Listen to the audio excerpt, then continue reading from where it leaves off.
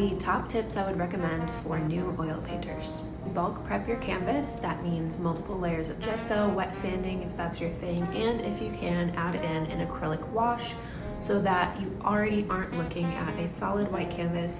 And if you have an idea and you're ready to jump into a painting, all you have to do is take from your stash and just let your creative energy flow. Use a transfer or a projector. There is no shame in using these tools. They exist to help you tap into that creative energy in a way that is more efficient and faster and streamlined. Using paint straight from the tube, there is no need as a beginner or even as a professional, well-evolved artist to be adding any sort of additives to your oil paint. It is perfectly fine to use it straight out of the tube.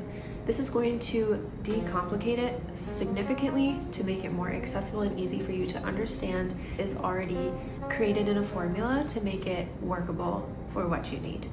Use a limited palette. The less colors you have to choose from, the more color harmony you're going to get in your pieces, the more recognizable they will be as to being yours, the less overwhelmed you'll feel, the less complicated the act of painting will become. Don't waste your time glazing. Glazing can be a tricky thing to do, and it's really not necessary.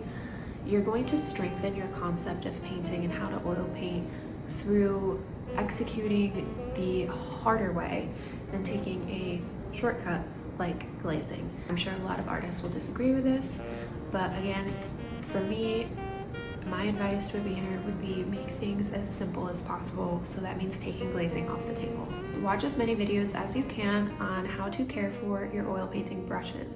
These are your instruments of your trade, and you can't make as good of a painting if your brushes aren't well taken care of. If you can afford it, have 2 sets of jars for your mineral spirits, one for lights, one for darks, and if you can afford it, 2 sets of brushes, 1 set for lights and 1 set for darks. This is going to keep your painting very vibrant and eliminate the possibility of muddying the colors. Making at least 10 small paintings before trying something big, and really go into these paintings with the mindset of these being just test paintings. These are learning opportunities. These are the building blocks for your practice moving forward. Take the pressure off, take any expectation of having to make the good off the table. If you want to try glazing on one of these canvases.